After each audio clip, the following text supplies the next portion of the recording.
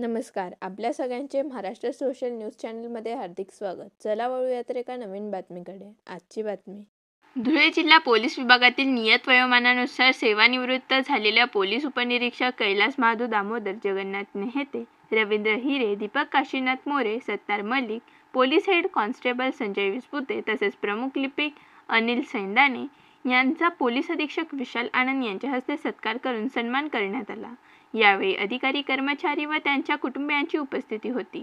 Police अधीक्षकांनी सेवानिवृत्त अधिकारी कर्मचाऱ्यांना पुढील आयुष्यासाठी शुभेच्छा दिल्या, तर सेवानिवृत्त अधिकारी कर्मचाऱ्यांनीही आपल्या सेवा काळातील अनुभव आणि भावना व्यक्त केल्या. असली तरी निरोप देणं हा त्याच्यावरचा उपचार आहे.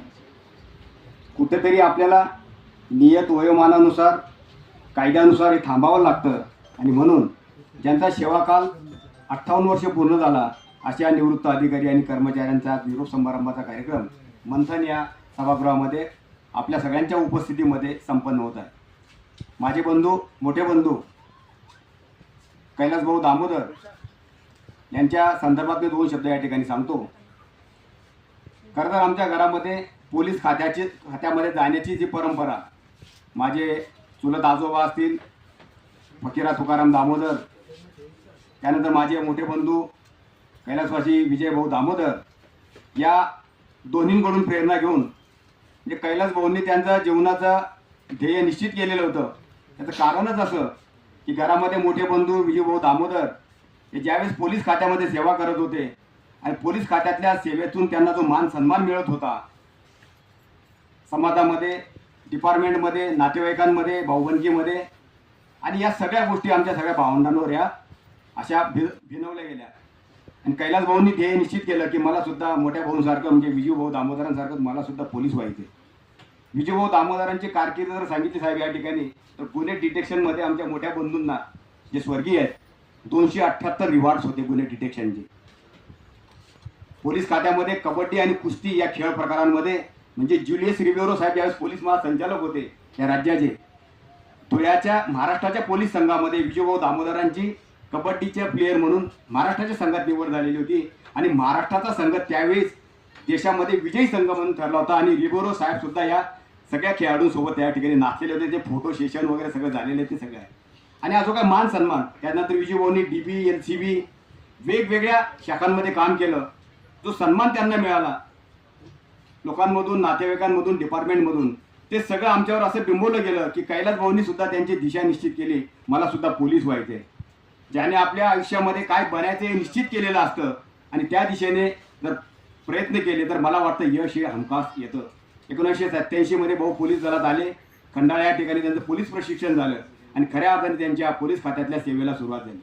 धुळे जिल्ह्यातल्या वेगवेगळ्या पोलीस स्टेशनमध्ये त्यांनी आपली जी कामगिरी केली, मग DBच्या माध्यमातून असेल, जनरल ड्युटीमधून असेल, किंवा हायवे ट्रॅफिक असेल, ट्रॅफिक असेल, किंवा बॉम्ब शोधक पथक असेल, या किंवा त्याच्यापूर्वी खेळाडू म्हणून त्यांनी जी कामगिरी केली, निश्चित या ठिकाणी पोलीस दलाची आणि आमच्या परिवाराची मान अभिमानाने उंचावेल अशाच प्रकारची कामगिरी आमच्या बंधूंनी केलेली आहे. स्पोर्ट्समधून त्यांनी बॉक्सिंग या क्रीडा प्रकारात सुरुवात केली आणि सांगायला अभिमान वाटतो साहेब की महाराष्ट्राच्या संघामध्ये कैलास भाऊंनी सुद्धा बॉक्सिंग या खेळ प्रकारामध्ये द्वितीय क्रमांकाचं सिल्वर मेडल ज्यावेळेस धुळे जिल्ह्यात आणलं तर त्यांची या ठिकाणी ग्राउंडवर त्यांच्या सर्व मित्रांनी आणि पोलीस दलातर्फे त्यांचा मोठा सत्कार करण्यात आलेला होता. अशा प्रकारे पोलीस खात्याशी इमानतबारी राहून खलनिग्रह आहे, सदरनिरीक्षण आहे हे घोषवाक्य मनाशी ठेवून दुर्जनांचा नाश आणि सज्जनांचा या ठिकाणी स्वागत अशा प्रकारचं घोषवाक्य आपल्या पूर्ण आयुष्यामध्ये त्यांनी भिनवून घेतलेलं होतं. आपण जर त्यांच्या कारकिर्दीकडे पाहिलं तर अनेक रिवॉर्ड्स त्यांना पण मिळाले आहेत वेगवेगळ्या ठिकाणचे. दुर्दैवाने या शहरामध्ये एक दंगल झाली होती आणि त्या दंगलीमध्ये ड्युटी करत असताना आमचे मोठे बंधू कैलास भाऊ दामोदर हे जखमी झाले होते. जखमी झाल्यानंतर एक अफवा पसरली की त्यांच्या जीवाचा काही बरं वाईट झाला असेल की काय, परंतु पोलीस खात्यातल्या तत्कालीन अधीक्षक साहेबांनी आणि त्या सर्व अधिकारीगणांनी हा सगळा मेसेज पास केला की त्यांची तब्येत एकदम चांगली आहे, अतिशय जाबाज आमचे ते कर्मचारी आहेत, अशा प्रकारचा मेसेज गेला. आणि सर्व अधिकारी गण त्यांच्या प्रकृतीची विचारपूस करण्यासाठी आई वडिलांना, आम्हाला लहान भावंडांना धीर देण्यासाठी ज्यावेळेस घरी आले सगळे मोठमोठे अधिकारीगण, त्यावेळेस मात्र पोलीस दलाच्या विषयी मनामध्ये खूप खूप मोठी अशी आमच्या याच्यामध्ये एक भावना तयार झाली की आपला खरोखर आपला हा एक परिवार आहे.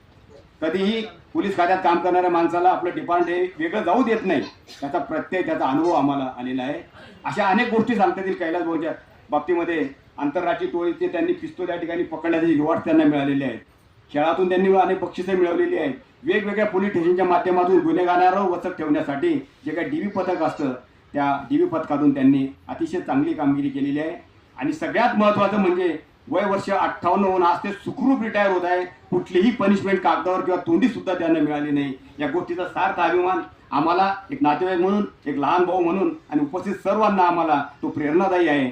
इतरही आमचे बांधव जे सेवानिवृत्त आज झाले त्यांनाही मी त्यांच्या सेवापूर्तीबद्दल या ठिकाणी त्यांचं अभिनंदन करतो. या सर्वांचं आरोग्य अतिशय चांगलं राहो, भरभराटी हो त्यांच्या परिवाराची आणि ते पुढे पुढे जावो अशी मी या ठिकाणी तथागतांच्या चरणी प्रार्थना करतो आणि सर्व बांधवांना या ठिकाणी मनपूर्वक शुभेच्छा देतो आणि मी या ठिकाणी थांबतो. रोजी PTS नॉनव्हेज झोन जिल्हा पुणे येथे ज्युनियर क्लार्क म्हणून हजर झालो. तिथून माझा प्रवास सुरू झाला. तिथून मी 8 वर्षानंतर धुळे जिल्हा SRPला बदलून आलो. तिथून मी परत SP कार्यालयाला आलो. तिथून मी नाशिक ग्रामीण पोलीस अधीक्षक कार्यालयाला बदलून गेलो. तिथून पोलीस अधीक्षक धुळेला आलो. इथून परत SRPला गेलो. SRP येथून प्रमुख लिपिक पदावर माझी परत SP धुळेला नेमणूक झाली. इथं आता मला 2.5 वर्ष प्रमुख लिपिक या पदावर झालेले आहे आणि आज मी सेवानिवृत्त होत आहे. माझी सेवा 34 वर्ष 5 महिने झालेली आहे. त्यापूर्वी मी 2 वर्ष लिव्ह वॅकन्सी SP धुळ्यालाच केलेली. त्यावेळेला ती पद्धत होती, ती 1 महिन्याने रजेवर पाठवायचं आणि दुसऱ्याची नेमणूक करायची, असं त्यावेळेला होतं. ते 2 वर्ष पण मी केलेले आहे. म्हणजे माझी जवळजवळ 36 वर्ष सेवा झालेली. आजचा दिवस माझ्या जीवनातील एक विशेष क्षण आहे, कारण आज मी सेवानिवृत्त होत आहे. मागे वळून पाहताना जाणवतं की शिक्षण घेत असतानाच नोकरीची स्वप्ने माझ्या मनात रुजत होती. कोणती नोकरी करायची, खाजगी की शासकीय, याचे अनेक स्वप्न अनेक जण पाहतात. काहींची स्वप्न पूर्ण होतात तर काहींची अपुरीच राहतात आणि अपुरी राहिलेल्या स्वप्नांसाठी माणूस पोटा पाण्यासाठी धडपड करत राहतो. खरं तर खाजगी नोकरी असो व सरकारी, आपण त्या यंत्रणेतील एक नोकरच असतो. पद वरिष्ठ असो वा कनिष्ठ, खरी कसोटी हीच आपण त्या पदाला किती प्रामाणिकपणे न्याय देतो. नोकरीच्या वाटचालीत सन्मानही मिळाला, अपमानही सहन करावा लागला. जीवन असंच आनंद आणि दुःख यांच्या मिश्रणाने भरलेलं आहे. नोकरी म्हणजे जणू एक झाड, कधी शिक्षा तर कधी बक्षीस, आणि या झाडाला लागणारी फळे. पण या फळाचा आस्वाद आपल्याला कर्तृत्वावर, प्रामाणिकपणावर अवलंबून असतो. आपण या झाडांच्या मुळांना खतपाणी म्हणजे मेहनत, निष्ठा आणि प्रामाणिकपणे सेवा दिली असेल तर नक्कीच त्या झाडाला गोड आणि समाधान देणारी फळे लागतात. आज मागे पाहताना मनात समाधान आहे की मी माझ्या नोकरीला प्रामाणिकपणे न्याय दिलेला आहे. बातमी आवडल्यास चॅनलला लाईक व सबस्क्राईब करा व दररोज अशा नवनवीन बातम्या पाहण्यासाठी चॅनलला फॉलो करा. धन्यवाद.